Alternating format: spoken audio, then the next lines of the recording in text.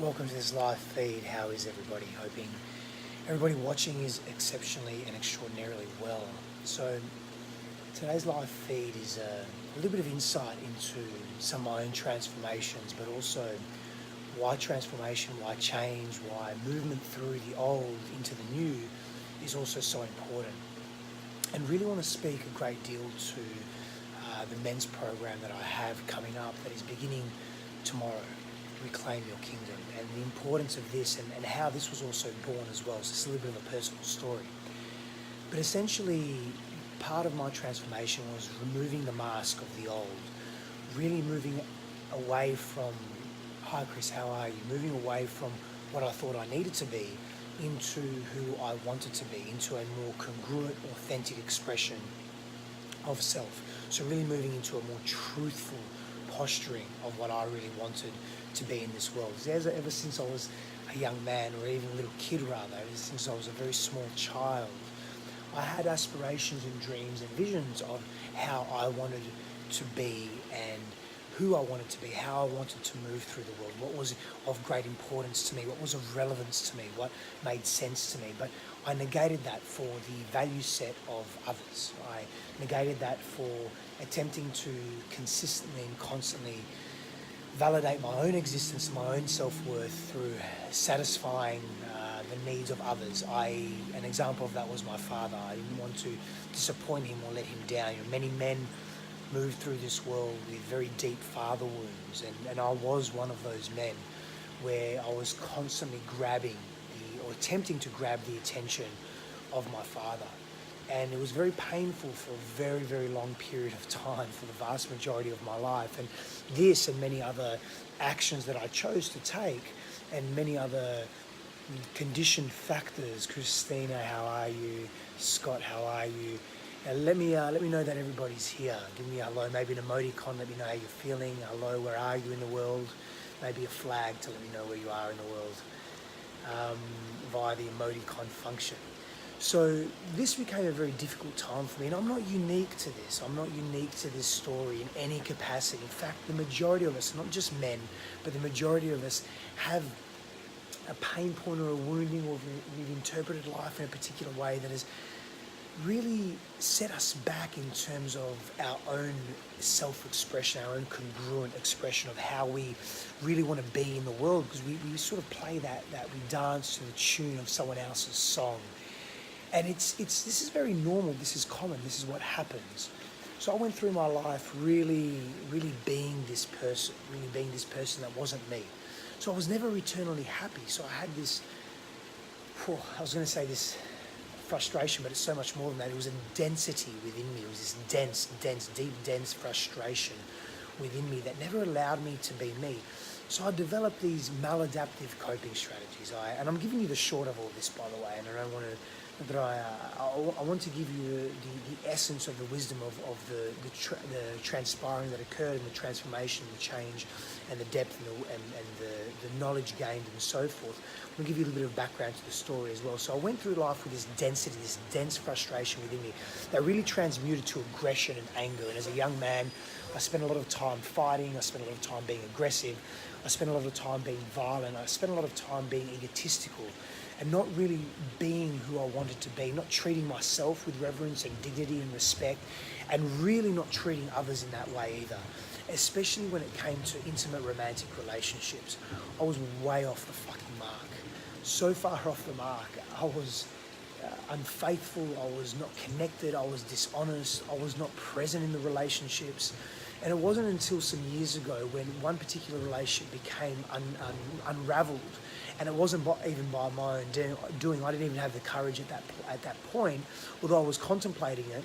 I didn't even have the courage at that point to really take lead on being honest, being me, moving through. It became unraveled out of my control, but out of my hands rather, but then I quickly placed it in my control. And for me, that was a pivot point in my life. That was a massive change or transformative point in my life, where I began to look at my own masculinity. I began to look at my own self as a man, as a person. Who was I being? Why am I here? What is my purpose? What is my presence? What presence am I cultivating? What values am I carrying into the world for myself and for others, and how am I treating others? How am I really, really treating others? How am I showing up as a human being? Am I being the human being that I want to be? Am I holding the values dear and near to myself that I really want to be? And I discovered that the vast majority of my life was lived in a lie. I was wearing many masks, and I was living in the past. I was living in childhood wounding. Now, these aren't excuses for my behaviour.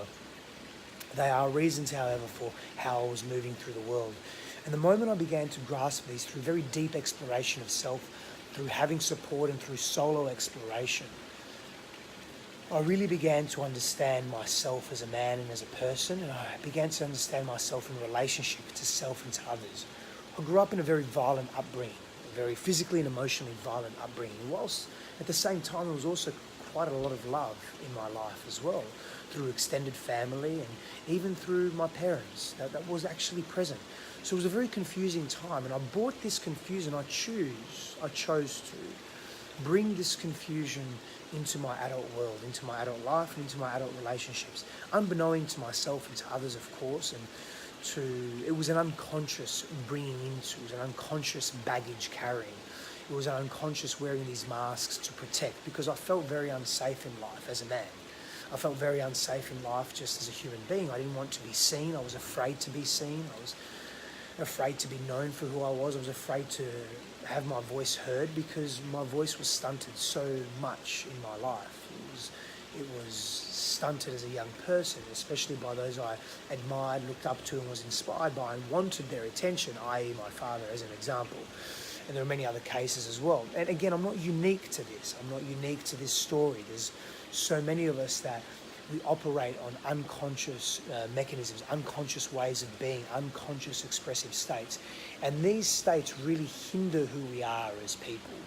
We hinder when we carry these states into our adult world. Unconsciously and unknown to us, we lose massive parts of our congruent, authentic selves in this process. And therefore, who are we?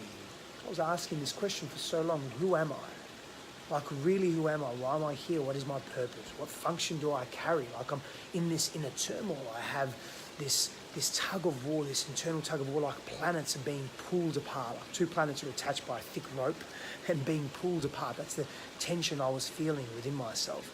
And even now, sometimes, if I'm dealing or attempting to neutralize or equilibrate, understand, connect to, even simply feel something of great pain and suffering and something that causes me fear, that's the feeling that I go back to. I revert to that inner child state. And now, obviously, not obviously, well, yes, I think it's obvious. I hope it's obvious to me anyway. I have a greater awareness around self. I have a greater understanding and connection to self. So the way I deal with these issues, these pain points, these fears, whatever may arise, is very different. It comes from a more clear, transparent, conscious place. It's a more mature place, a more connected place, a more evolved place. And it's because I really submerged into the depth of who I was. Like, I went very, very deep. I went to places I feel no human being should go. But at the same time, if we could go there, we would gain so much if we come out of it with the wisdom and the knowledge of that experience, of that contrast. Because I was really denying myself of so much as a young person and so much as an adult as well. I was denying myself of what was really important to me in life and what was important for my own growth. And I was really letting a lot of that go. And I was letting that go for not so much ego, but for safety. And well, ego is part of that, of course, but I was letting that go for quick fixes. I was letting that go for temporary, momentary satisfaction.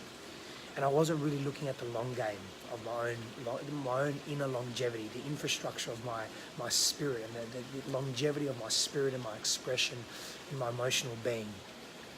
So I lost myself so much in that process, and wore many a mask and covered who I really was, because I was embarrassed of who I was. I was embarrassed of my thoughts and my ideas and my philosophies, and I masked them with other ways and expressions, and was never really tapping into that, hey, this is what I'm feeling and thinking and being inside, and hey, this is me on the outside. I'm reflecting that, I'm mirroring that accurately. I didn't have the capacity. I didn't have the capacity to do that. And nor did I allow myself to do it. And it wasn't until I did allow myself to do it that I began to really be free and liberated in my own posturing and expression and really be free and liberated in how I moved through the world and how I thought and felt about myself. And instead of looking for external validation to satisfy my own self-worth and sense of being and who I was, I began to look really deep within myself and began to gain self-satisfaction, self-awareness, wisdom, self-worth, a sense of being, a sense of self-worth from myself. Which of course we are influenced by everything in our environment. I'm not an island, but I began to justify my existence based on who I was, and it wasn't even justifying my existence, it was justifying my actions. I began to actually realize that my existence is justified because I'm breathing, because I'm here. And that was a massive realization for me, because I knew that intellectually before, but I didn't really grasp it kinesthetically. I didn't grasp it emotionally. I didn't grasp it with the fullness of who I was, really connecting to myself and saying, hey, I fucking deserve to be here. And that deservedness piece and that self-worth piece and that always attempting to satisfy others and their needs and their values set over my own began to just dull down and cease. And I began to live my own life and play my own game. And that became very powerful for me in terms of what I created in the world, how I showed up in the world, how I was present to relationships. Now, it was never not perfect. It's not about perfection, but honesty was a priority, transparency, authentic connection, really expressing how I felt, but not in a malicious way, not coming from such aggression and not coming from such rage that was triggered by untapped fear and unconscious fear and pain that I hadn't dealt with. There's nothing wrong with men or anyone being aggressive. We can be aggressive in a healthy way, or we can show and demonstrate anger in a healthy way. We can experience a spectrum of emotions in a healthy way. It's how we do it that's really important. It's how we do it that really defines us as human beings and how we show up in the world and how our path is laid out for us based on the actions and the thoughts that we have and the actions that we take, the thoughts that we have and the feelings that we allow ourselves to feel. I've always been an emotive person, and that wasn't really a problem for me, being emotional, but I was being emotive. I was being emotive and expressing emotions based on a facade of self or multiple facades of self. So that wasn't working. That was not making any sense. That was not really allowing me to be full in who I was. So I began to be emotive from a more authentic, congruent, real place, a place of alignment, a place of, yes, this is exactly who I want to be. This is exactly who I wish to be. This is exactly who I wish to feel like. And again, the way I treated myself was very different. I began to treat myself with greater reverence and respect, with greater compassion and kindness. My self-talk was kind and compassionate, and it was reverent. So many men and so many people in the world move through the world with this very negative mindset, very negative self-talk. We would never speak like that to our friends. We would never speak like that to our family. We would never speak like that to people that we care about external to ourselves. So why the fuck do we do it with ourselves? Because we've learned to be very hard with ourselves. We've learned to polarize ourselves and bypass very specific emotions. We've learned to be very good at hiding from ourselves and hiding from these feelings that are very uncomfortable. And I became very, very proficient at that. I became an A-grade student in that respect, and really lost myself massively in that space. I lost who I was and lost my ability to connect in a real meaningful manner to what mattered most to me.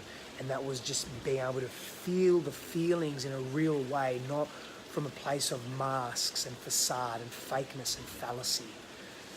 Breaking those patterns was a massive breakthrough for me. It was a massive realization, set of realizations. It didn't come without its pain and challenges. It didn't come without the fear, massive fear rising to the surface. It didn't come without experiencing tremendous pain. James, how are you, brother? I miss you and I hope you're very well. It didn't come without trials and tribulations. It didn't come without deep critical self-reflection and introspection. It didn't come without the loss or the perception of loss. I lost a lot. I lost many layers of myself. I lost friends. I lost people that I loved. I lost me. I lost the old me and all the versions of that. And it was difficult coming into that, because how do you move through life knowing that you've been this person all your life and this is all you know, and there's no other way of being, or you don't know any other way of being, and you don't know any other way of understanding the world. And that became very difficult. That became very very painful, that became very intense, to lose oneself in that way completely. So it was a very interesting journey from that respect as well. And I learned so much. I'm still learning. I'm consistently learning now, and I'm learning in every relationship that I have, in the intimate relationship that I have. I'm learning as I unpack more of myself, as I delve deeper into these patterns that I observe, that are consistent patterns of behavior, yet they're not really serving me. They're not giving me what I really need. They're not giving me reprieve, but rather they're creating tension. So I go deep into these now a lot quicker than I used to. And it's because I've explored so much of who I am that I have a greater familiarity with myself, and I have a greater connection, understanding, and appreciation for who I am and what I've traversed. And if every individual can do this, we can then, and what happens then is we relate to the stories of others. We become highly and deeply empathetic, and we relate to the stories of others, and we really allow ourselves to be present to the stories of others and the pain that they feel. And there's a bonding that takes place there, and it gives us insight into who we are as well. Tremendous insight, and I really appreciate that. It's something that I'm very deeply grateful for, and in deep appreciation for. And if anything, for me, my masculinity has deepened. My masculinity has become more empowering, and empowering for myself and empowering for those around me. My own sense of self is clearer now. I'm very present in my world. I'm very purposeful. And of course, this is something that is not just limited to the now. It's growing, it's evolving. I'm becoming more adept in this place. I'm by no means perfect. And it's really liberating to be able to have that. And the clarity that came to me, like I knew which path I needed to be on. I knew what I needed to do, and I just did it.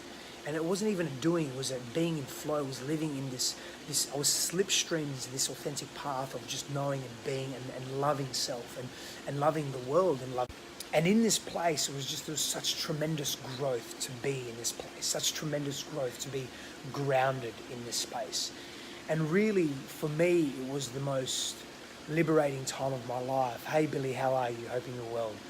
And it's something that I wish that every human being experienced deeply, and that every human being touches at least in their lifetime once. Have the capacity to be that person, to be so open, so clear with self. And it prompted me to create, and I created so much, so many programs, so many models, so many different facets of expression where we can rely on these principles and these models of how to live life. And they're loose though, they don't have to be rigid or strict, but they're guidelines, they're markers on our map of life. And one of those programs, those journeys that I developed was the conscious warrior, and what it means to cultivate healthy masculinity, how to be a healthy, purposeful, connected man in this world, and what that really means for us.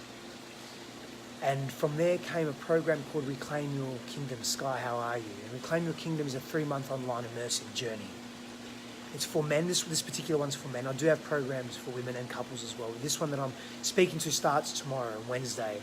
And it's so exciting to be a part of this and to see all these amazing men that are on board, these amazing men that are there. And it's really a testament to the deep work that so many men in the world are doing.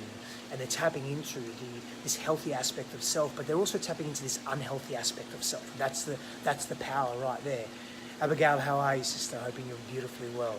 And it's that power that men now are tapping into in a healthy way, who they've been as individuals, maybe as a collective. Maybe we don't even have to go to that place just yet, but as individuals, they're taking ownership, complete ownership of who they've been and who they are and why they're here in this world and what it means to them to be alive and to be a man, and what it means to them to equilibrate themselves and neutralize their pain and be really true to who they want to be authentic and to act in integrity and to act in a peacefulness. Again, this doesn't mean that we are removing our own masculinity or we're negating our biology. It means that we are adapting to this world that we live in, and we are growing, and we are growing profoundly as men. And to see these amazing men in this program, it's life transformative and so shifting on so many levels.